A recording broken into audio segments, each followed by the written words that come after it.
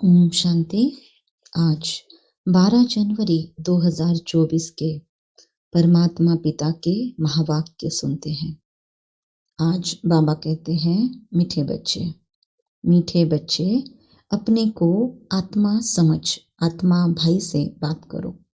ऐसी दृष्टि पक्की करो तो भूत प्रवेश नहीं करेंगे। जब कोई में भूत देखो तो उससे किनारा कर लो। यहाँ पर दो चीजें समझने की है, भाई और भूत। तो यहाँ पर आत्मा खुद को समझकर सामने वाले को भी आत्मा फील करेंगे। आत्मा का रिश्ता आत्मा के साथ क्या है? ओरिजिनली हम आत्मा स्वरूप में रहते हैं परम धाम में, जहाँ रहता है परम आत्मा, हम सभी का पिता। अब हम सभी का पिता है, मतलब जिस सामने वाले को हम देख रहे हैं यहाँ दुनिया में, वो भी तो आत्मा है ओरिजिनली, और वो भी उनके साथ पिता और पुत्र का ही संबंध रख रहा है। हमारा भी पिता, उनका भी पिता, हम दोनों का एक ही पिता। तो हम दोनों क्या हो गए आपस में? कोई भी व्यक्ति दुनिया में मिलता है वो ओरिजिनली आत्मा है, और हर किसी का परमात्मा के साथ संबंध पिता पुत्र का है। तो फिर आपस में एक पिता के सारे पुत्र कौन हो गए? भाई भाई। इसीलिए भाई बहन भी नहीं, आत्मा आत्मा भाई भाई।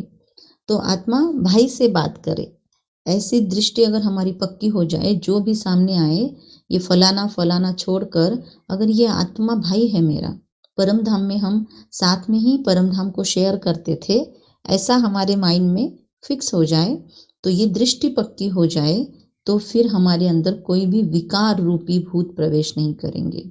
कौन से भूत आते हैं अदरवाइज? कि ये फलाना है, फिर उनके साथ ईर्ष्या, द्वेष, नफरत, या फिर ये मेरा अपना है ऐसा फील होता है, बाकी सब पराये हैं, तो मोह, लोभ, ये सारी चीजें प्रवेश होती है। तो ये सारे विकृत है जो, या फिर अवगुण है, उन्हें भूत कहता है बाबा। और तीसरी चीज इसमें बाबा ने बताई, हमको आत्मा समझना है सामने वाले को, फिर भूत नहीं प्रवेश होंगे। और तीसरी चीज, हम में नहीं प्रवेश हो रहे, लेकिन सामने वाले में हमको भूत दिख रहा है।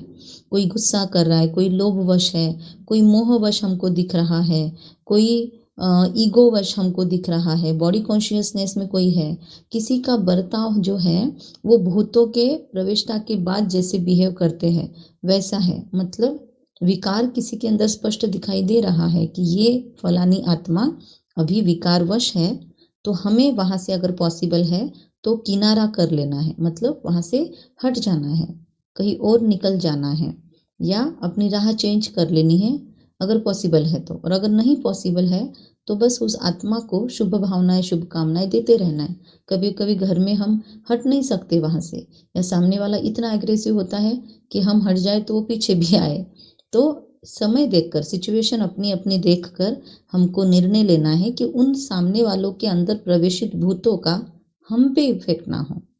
ये बाबा की आज की मुरली की मुख्य धारणा या सारांश। आज की मुरली में प्रश्न है हम सभी के लिए, विचार सागर मंथन के लिए, कि बाप का बनने के बाद भी आस्तिक और नास्तिक बच्चे हैं, वह कैसे? अब पहली बात तो, आस्तिक और नास्तिक का मतलब हमको पता है क्या? आस्तिक जिनको नहीं पता है तो उनके लिए आस्तिक मतलब अस्तित्व में खुद के टिकने वाले, और नास्तिक मतलब जो खुद की स्थिति को नहीं जानते। तो खुद की स्थिति क्या है? खुद की ओरिजिनल अस्तित्व की पहचान क्या है? कि हम आत्मा हैं और हम परमात्मा पिता की संतान हैं। हमारे अंदर दिव्य गुण, दिव्य शक्तियां विद्यमान हैं। वो मर्ज हो गई है पूरे 84 जन्मों के दौरान। अब फिर से हम परमात्मा के किरणों द्वारा, शक्तियों द्वारा, परमात्मा के प्रेम द्वारा उन मर्ज हुई शक्तियों, गुणों को फिर से जागृत कर रहे हैं। तो ये सारी बातें हमें अगर मन में याद है, हम हमारे अस्तित्व में टिके हुए हैं, तो हम आस्तिक हुए। और हम अपने स्थिति में टिके हुए नहीं हैं, अपने अस्तित्व की पहचान, जानकारी भी हमको नहीं है, तो हम नास्तिक हुए। बाकी दुनिया में ऐसे कहते, भगवान को मानने वाले आस्तिक, न मानने वाले नास्तिक। भगवान को मान कर भी ओरिजिनल सारी बातें नहीं पता है परमात्मा के बारे में, सिर्फ किसी ने बता दिया, परंपरावश कुछ चल रहा है घर में इसीलिए फॉलो किया, न समझते हुए, तो उसको भी नास्तिक ही कहेंगे। और भगवान को आडंबर या कर्मकांड करके नहीं मानता है, लेकिन अंदर में पूरी क्लैरिटी है, व्यवहार में सारे दिव्य गुणों का उपयोग करती है, तो वो आत्मा भी आस्तिक है। तो ये थोड़ी गहराई से सोचने समझने की बात है। अब आस्तिक और नास्तिक बच्चे भगवान का बनने के बाद में भी है, ऐसे बाबा का प्रश्न है। तो थोड़ा ट्रिकी प्रश्न है। भगवान का बन गए मतलब तो जान लिया ना अपने अस्तित्व को। आत्मा का पहला पार्ट है, दूसरा पार्ट परमात्मा का है, तो वो दोनों जानने के सिवाय तो कोर्स नहीं होता, और कोर्स हो गया तभी बाप का बने। लेकिन अब बाप का बनने के बाद में भी कोई नास्तिक बच्चे हैं, कैसे? सोचेंगे हम इसके ऊपर। उत्तर है, आस्तिक वह है जो ईश्वरीय कायदों का पालन करते हैं। अमृत वेला, नुमाशाम, ट्रैफिक कंट्रोल, डेली परमात्मा के महावाक्यों को सुनना समझना, दिन भर में उसको बार बार रिपीट करना, रात में सोते हुए बाबा को चाट देना, खान पान की शुद्धि, सात्विक भोजन ही स्वीकार करना, योग युक्त हाथों से बना हुआ भोजन खाना, अपने शरीर को शुद्ध रखना, शौच के बाद स्नान करना, या फिर परमात्मा के दिए गए दिव्य गुण और दिव्य शक्तियाँ उनके ऊपर भी चिंतन करना। फिर दिन भर में दिनचर्या में जब हम लोगों के साथ फेस टू फेस आते हैं या लोगों के साथ बात करते हैं, बिहेव हमारा होता है बिहेवियर, तो उन सब में उन मूल्यों को एप्लीकेशन में लाना या अप्लाई करना, उन मूल्यों का उपयोग करना। तो दिनचर्या की स्थूल बातें भी ऊपरी तौर पर और आंतरिक तौर पर भी जो ईश्वरीय कायदे हैं उनका जो पालन करते हैं वो आस्तिक है। और अगर आज मुझसे कोई भी चीज़ का पालन नहीं हुआ, मैंने अमृतवेला मिस किया, मैंने नुमा शाम मिस किया, या मैंने मुरली नहीं सुनी आज दिन भर में, या फिर मैंने ट्रैफिक कंट्रोल्स पे फोकस नहीं किया, मैंने रात में सोते हुए बाबा को अपना पूरा दिन का पोता मेल नहीं दिया, मैंने मुरली पर पूरा दिन में चिंतन करना ही मैं भूल गई और किया ही नहीं, तो भी मैं आज आस्तिक नहीं रही। ईश्वरीय कायदों का उल्लंघन नहीं हो, ईश्वरीय कायदे जो पालन करते वो आस्तिक। देही अभिमानी रहने का, दिन भर में हम आत्मा हैं, सामने वाली आत्मा है, आत्मक समझ कर देखना, बीच बीच में भूलेंगे, फिर से खुद को याद दिलाना। तो इसीलिए तो दिन भर में ट्रैफिक कंट्रोल दिए गए हैं, ताकि बार बार हमें रिवाइज हो जाए। तो देही अभिमानी रहने का पुरुषार्थ करते हैं, वो आस्तिक है। और नास्तिक वह है, बाबा कहते हैं, जो ईश्वरीय कायदों के खिलाफ भूतों के वश हो आपस में लड़ते झगड़ते हैं।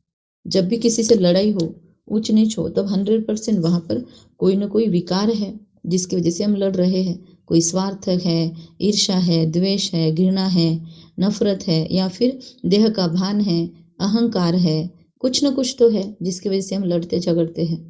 आस्तिक बच्चे देह सहित देह के, दूसरी पॉइंट है, आस्तिक बच्चे देह सहित देह के सब संबंधों से बुद्धि योग तोड़ अपने को भाई भाई समझते हैं।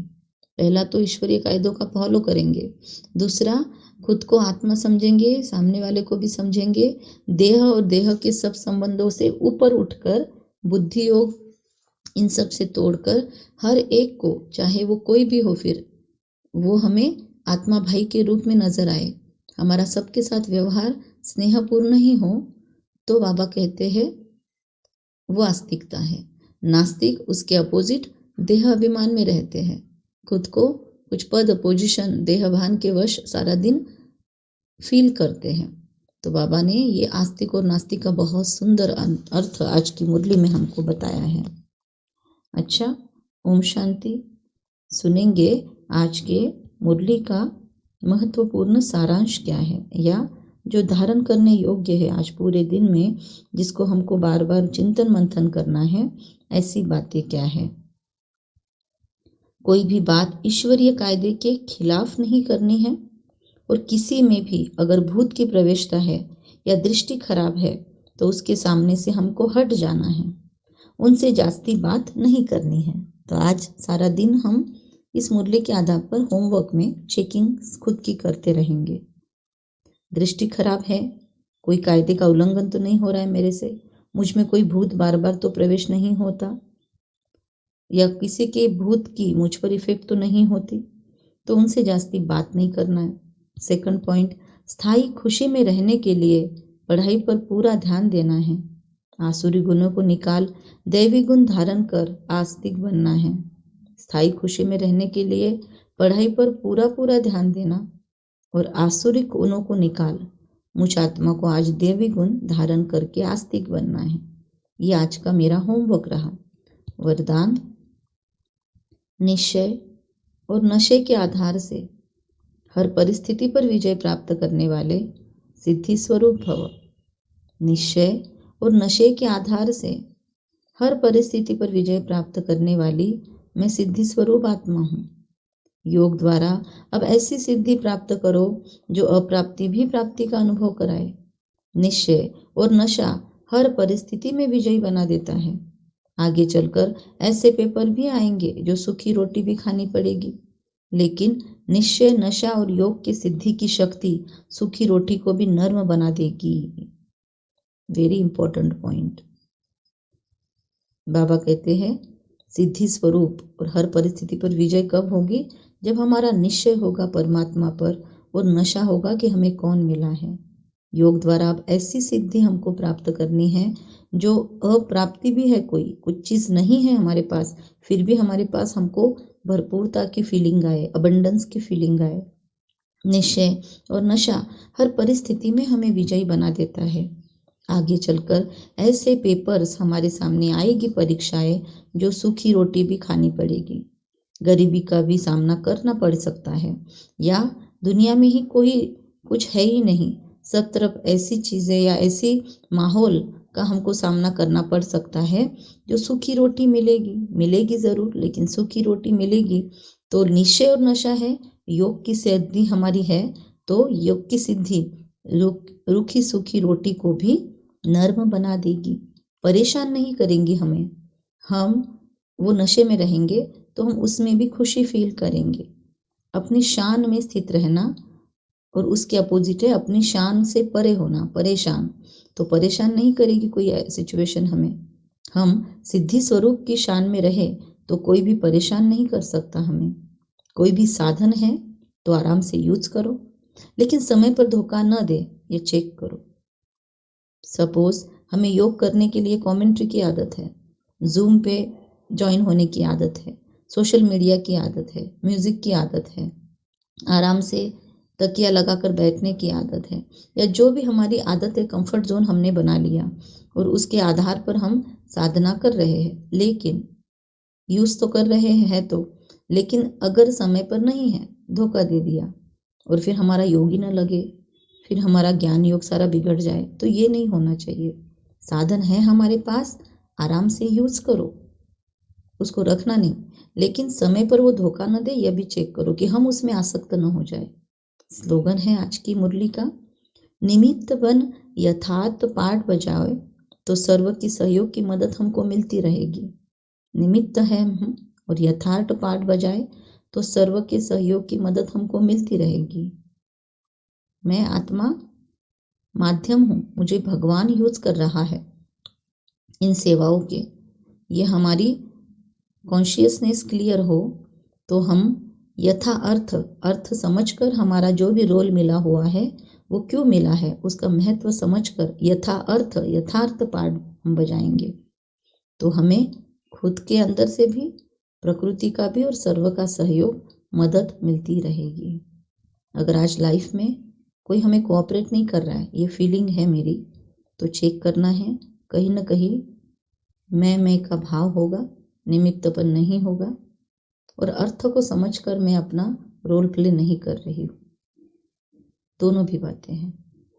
अच्छा, अव्यक्त मास चल रहा है, जनवरी मास, तो ब्रह्मा बाप समान बनने के लिए अव्यक्ति साइलेंस द्वारा डबल लाइट फरिश्ता स्थिति का अनुभव करने के लिए गाइडेंस है। किसी भी कार्य में नवीनता की इन्वेंशन के लिए एकाग्रता की आवश्यकता होती है। चाहे लौकिक दुनिया की इन्वेंशन हो, खोज हो, चाहे आध्यात्मिक खोज हो, आध्यात्मिक इन्वेंशन हो, उनके लिए क्या चाहिए? एकाग्रता। एकाग्रता अर्थात एक ही संकल्प में टिक जाना, एक ही लगन में मगन हो जाना, अपनी शांत स्वरूप स्थिति में स्थित हो जाना।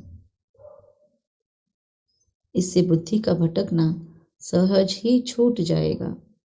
देह और देह की दुनिया सहज भूल जाएगी। डबल लाइट फरिश्ता स्थिति का अनुभव होने लगेगा।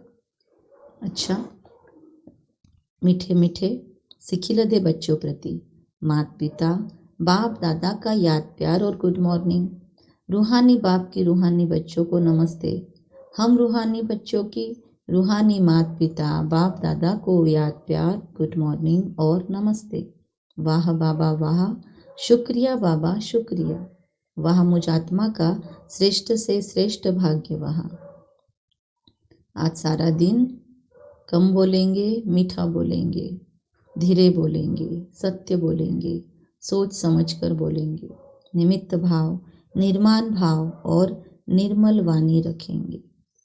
ओम शांति।